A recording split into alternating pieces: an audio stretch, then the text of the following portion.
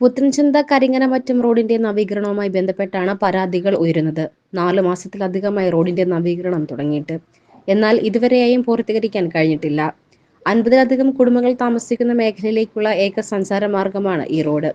നിർമ്മാണവുമായി ബന്ധപ്പെട്ട റോഡിൽ ലോഡ് കണക്കിനും മണ്ണിട്ടത് മൂലം ചള്ളയും ചെളിയും രൂപപ്പെട്ടിരിക്കുകയാണ്. വാഹനങ്ങൾ ചെളിയിൽ താഴ്ന്നതും നിത്യസംഭവമായി. ഇതോടെ കാൽനടയാത്ര പോലും ദുഷ്കരമാണ്. കുട്ടികൾ ഉൾപ്പെടെ നിരവധി പേരാണ് ഇതുവഴി കടന്നുപോകുന്നത്. ചെളിയിൽ കാലുകൾ താഴുന്നതും പതിവാണ്. കരാറുകാരന്റെ അനാസ്ഥയാണ് ഇതിന് കാരണമെന്ന് പ്രദേശവാസികൾ കുറ്റപ്പെടുത്തുന്നു. കരിങ്ങനമറ്റം റോഡില് മുണ്ടക്കയം പഞ്ചായത്തിന്റെ 2004-5 പദ്ധതിയിൽ ഉൾപ്പെടുത്തി 11 ലക്ഷം രൂപയോളം പണിത് ഈ റോഡ് നവീകരണ പ്രവർത്തനം നടക്കുകയാണ്. ഏകദേശം 100 ദിവസമായി. ഏകദേശം ഒരു 50ഓളം കുടുംബങ്ങൾ, അതായത് രോഗികളായിട്ടുള്ള ആൾക്കാരുൾപ്പെടെ താമസിക്കുന്ന ഒരു പ്രദേശമാണ്. ഇവിടുത്തെ സ്ഥലവാസികളും ജനങ്ങളുമെല്ലാം പല പ്രാവശ്യം പഞ്ചായത്തിൽ ഇതിനെപ്പറ്റി പരാതി പറഞ്ഞിട്ടുള്ളതാണ്. ഇപ്പം ഈ ഒരു 100 ദിവസമായിട്ട് ഈ പദ്ധതി ഇവിടെ പൂർത്തീകരിക്കാതെ നടക്കുക. കോൺട്രാക്ടറുടെ വലിയൊരു അനാസ്ഥയുണ്ട്. ഈ സൈഡിലെ ഡിയാറുകെട്ട് ഒരു 10 ലോഡോളം കരിങ്കല്ലുണ്ട്. ആ കരിങ്കല്ല് ഈ കോൺട്രാക്ടർ ഇവിടുന്ന് കടത്തിക്കൊണ്ട് പോയിട്ടുണ്ട്. അത് എസ്റ്റിമേറ്റിലുണ്ടോ എന്നറിയണം. ഇത് ഇന്നലെ ഒരു 2.5 മാസം 3 മാസം പ്രായമുള്ള ഒരു കുഞ്ഞ് മരിച്ചിട്ട് ആ കുഞ്ഞിന്റെ മൃതശരീരം ഇതിലെ കൂടെ കൊണ്ടുപോകാൻ പാത്തൊരു സാഹചര്യം ഉണ്ടായി.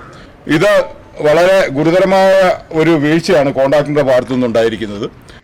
11 ലക്ഷം രൂപ വിനിയോഗിച്ചാണ് റോഡിന്റെ നിർമ്മാണത്തിലും അപാകതയുണ്ടെന്ന് നാട്ടുകാർ ചൂണ്ടിക്കാണിക്കുന്നു. ഇവിടെ ഒരു ഓടയുണ്ട്. ആ ഓടയ്ക്ക് ഇതുവരെയും കോൺക്രീറ്റ് ചെയ്തിട്ടില്ല.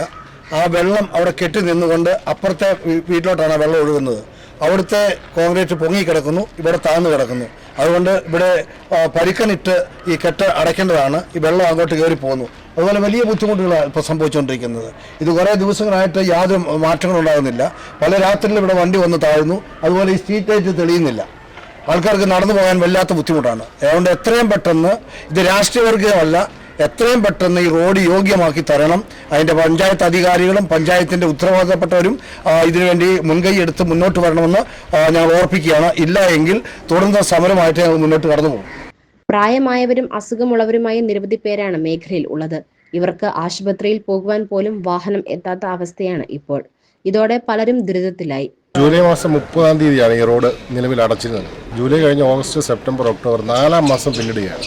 അപ്പോൾ ഇതുമായിട്ട് ബന്ധപ്പെട്ട് ഞങ്ങൾ മെമ്പറോട് പറഞ്ഞു, പഞ്ചായത്ത് സെക്രട്ടറിയെ കണ്ട് പരാതി കൊടുത്തു, AE കണ്ടു, പിന്നെ അതുപോലെ തന്നെ കരാറുകാരനെ പല പ്രാവശ്യം ബന്ധപ്പെട്ടു. അപ്പോഴൊക്കെ ഒരു ഊടിനായങ്ങൾ JCBയുടെ കൈയൊടിഞ്ഞു, സാധനം വന്നുകൊണ്ടിരിക്കുകയാണ്, നാളത്തേക്ക് റെഡിയാവും, JCB കിട്ടാനില്ല, മണ്ണ് കിട്ടാനില്ല, പല കാരണങ്ങളും.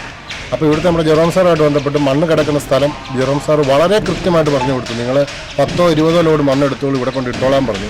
അപ്പോഴൊക്കെ ഓരോരോ ന്യായങ്ങൾ പറഞ്ഞ് നീട്ടിക്കൊണ്ട് പോവുകയാണ്. ലാസ്റ്റ് ഞങ്ങളൊരു രേഖാമൂലം പരാതി എഴുതി 50 പേരടങ്ങുന്ന ഒപ്പിട്ട് ഞങ്ങൾ സെക്രട്ടറിയെ കണ്ട് കാര്യം പറഞ്ഞപ്പോൾ സെക്രട്ടറി വിളിച്ച് പറഞ്ഞതനുസരിച്ച് കുറേ മണ്ണും വേസ്റ്റും കുപ്പികളും പിള്ളേരുടെ പാട് ഉൾപ്പെടെയുള്ള വേസ്റ്റ് ഇവിടെ കൊണ്ട് ഡംപ് ചെയ്തു. അതിനുശേഷം അതെല്ലാം നിരത്തി ഒരു JCB കൊണ്ടിറക്കി പായസ പരുവത്തിലാക്കി. അങ്ങനെയാണ് ഈ കിണറ്റിലേക്ക് വെള്ളം ഇറങ്ങിയത്. ഇതിനു മുമ്പ് ഇത് വൃത്തിയായിട്ട് ചെയ്യാൻ വളരെ അവസരങ്ങളുണ്ടായിട്ടും കരാറുകാരൻ്റെ അനാസ്ഥയും പഞ്ചായത്തിൻ്റെ കെടുകാര്യസ്ഥതയും അല്ലാതെ ഇതിനകത്ത് വേറെ ഒന്നും തന്നെ പറയാനില്ല. ഞങ്ങൾ 50 കുടുംബങ്ങൾക്ക് ഏക വഴിയാണ്. നടന്നു പോകാൻ വേറെ വഴിയില്ല, ഒരു ബൈക്ക് പോകാൻ വഴിയില്ല. ഇതിന് മുകളിൽ കൂടെയാണ് സ്കൂൾ കുട്ടികളും ഇവിടെയുള്ള പിള്ളേർ പഠിക്കാൻ പോകുന്നതും പ്രായമുള്ളവർ തിരിച്ചു വരുന്നതും എല്ലാം ഈ വഴിയാണ്. അതുകൊണ്ട് എത്രയും പെട്ടെന്നതിനകത്ത് ഒരു തീരുമാനം ഉണ്ടാക്കിയില്ലെങ്കിൽ പഞ്ചായത്തിൻ്റെ മുമ്പിൽ ധർണ ഇരുന്ന് ജനകീയ പ്രക്ഷോഭമാക്കി മാറ്റി കളക്ടറുടെ മുമ്പിൽ വഴി തടസ്സപ്പെടുത്തിയതിന് വേറൊരു പരാതിയോടെ കൊടുത്ത് ഞങ്ങൾ മുമ്പോട്ട് പോകും. വരും ദിവസങ്ങളിൽ മഴ കനത്താൽ റോഡിന്റെ അവസ്ഥ ദയനീയമാകും. ചള്ളവെള്ളം സമീപത്തെ കിണറുകളിൽ എത്തിയതോടെ കുടിവെള്ളവും മുട്ടി. 4ഓളം കിണറുകളിലാണ് വെള്ളം മലിനമായിരിക്കുന്നത്.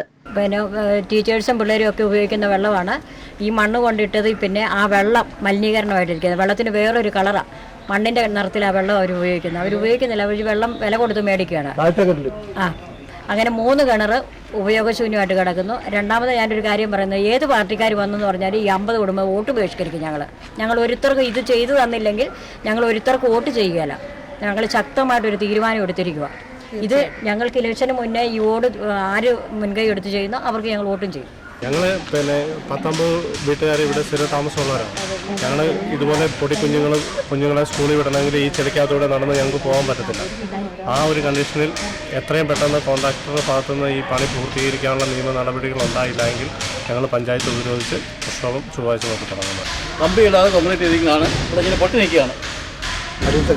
എന്തായിട്ട് അടി കാട്ടുകല്ല് വെച്ച് കെട്ടിരിക്കുകയാണ്.